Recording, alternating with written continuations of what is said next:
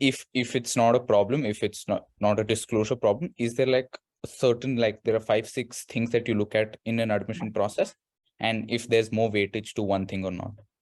Great, Rohan. So while yes, there is a certain percentage allocated to each parameter, which I will not be able to disclose, but I can let you know which is more important, which is less important, right? And again, here it differs. So since you are a YLP student, I'm going to talk about YLP. It is slightly different for the direct admits or the early entry. For direct admits, for PGP admits, the focus is slightly more on the career progression, how they have evolved as a working professional, what their mentor or their reporting manager, which is the LOR, has to say about him, about his leadership traits. So the focus is slightly more for the career part in the PGP side of things. For YLP, because you have not had so much of exposure, hence the weightage on academics is slightly more. In combination with it, if you've done extracurricular activities, if you've done some club activities, of course, it's an added plus. Now, here again, each year, the cutoff changes. It totally depends on the pool quality, right? So, for example, just for the sake of taking a number, let's say we had a round one in October. 15th October was a round one deadline, right? So let's say the CGPA cutoff was 6. Now, will it be 6 again this round? Not necessarily. We will look at the entire pool, and it is done on a relative basis. So whatever the score, maybe this round, it could be 5.8 or it could be 6.2, but that cutoff, the CGPA cutoff changes each year, each round. It's not one stagnant, it's not one right score again to crack, because there are a lot of components for YLP that we're looking at. You could be a hardcore academician, just study, or we have profiles who are in a combination of moderate studies and a little bit of club activity, doing a startup as a side gig, or part of family business. So you can do a combination application here, right? So build your case, and then we'll know how it fares with the AdCom. So I've heard about the ISB program, and I have a few batchmates also who've completed the graduation from ISB. Right.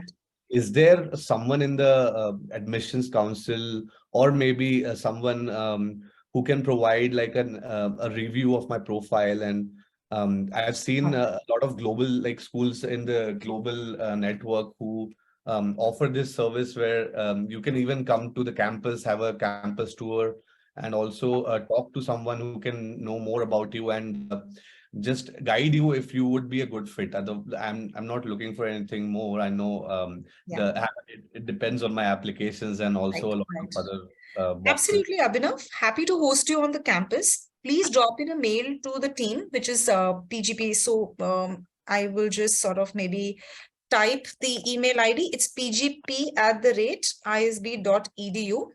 So just please drop in a request for a campus visit. We'll be happy to help you. Please carry your resume. We'll be able to help you. We'll be able to guide you how to build. What we will not be able to do is look at the essay. We don't comment or we don't make edits. We don't review essays before the submission. That is, again, of course, conflict of interest, but we'll be able to guide you on other elements, right? How to go about it, how to build your profile, whether you're a right fit or not. If you have any confusion in your mind, we'll be able to talk you out of it. But yes, absolutely. Happy to host you on the campus.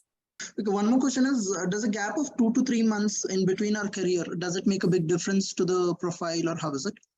Oh, very important question again. So guys, whether it be 2-3 months or whether it be 2-3 years of gap in a profile, it's a no question zone for ISB, because ISB believes in a strength-based evaluation, and we respect that space about every candidate. All right.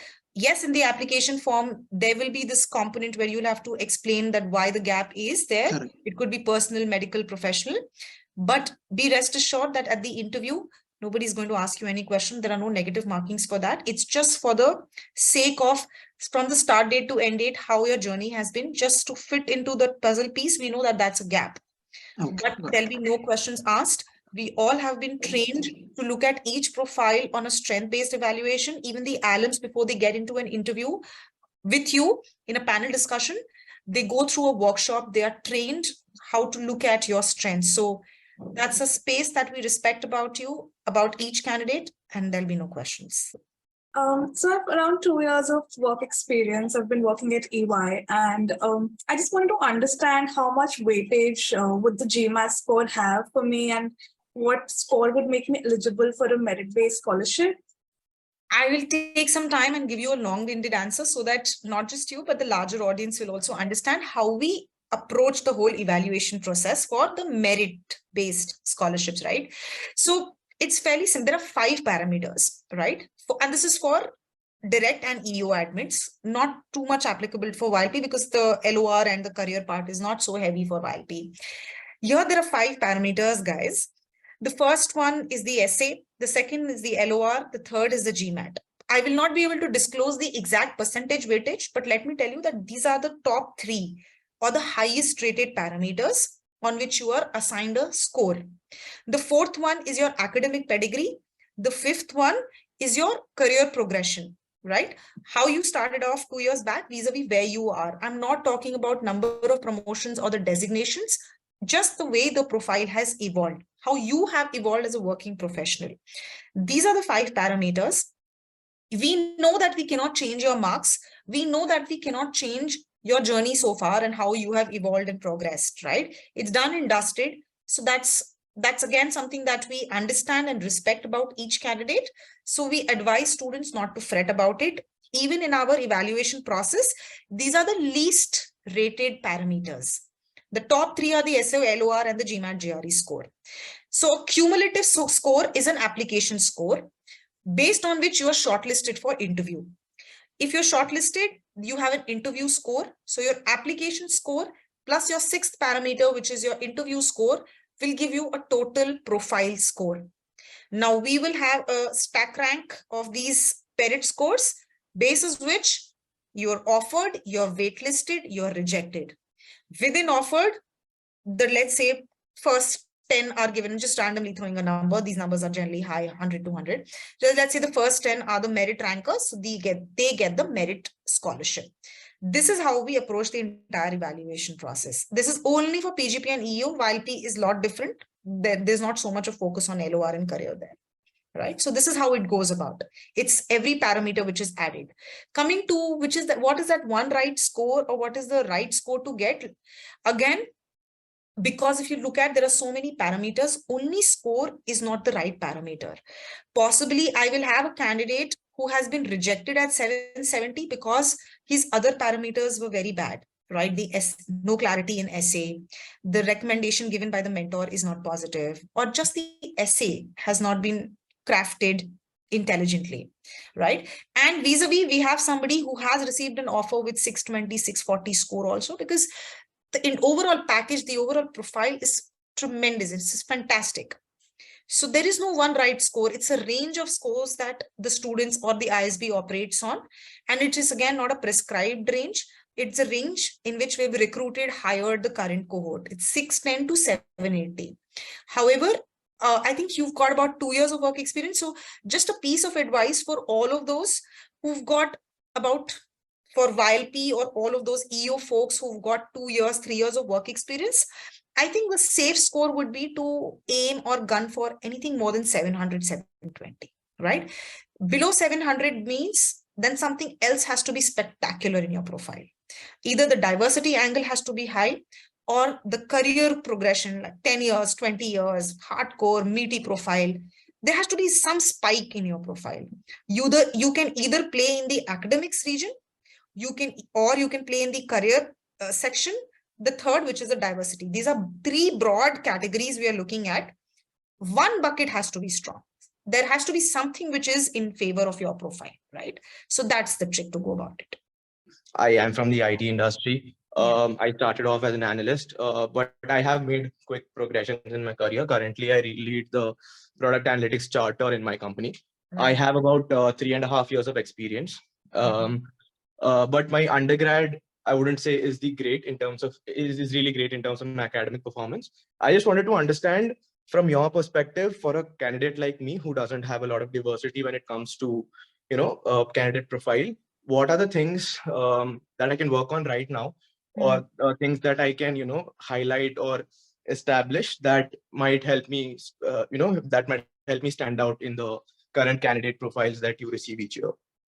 Sure, great. So Sujit, just a quick input here that diversity profiles are very few, right? They're very, very few represent. I mean, 10% is in the class, and at the application level, just about 12 to 15% who are like truly diverse, right?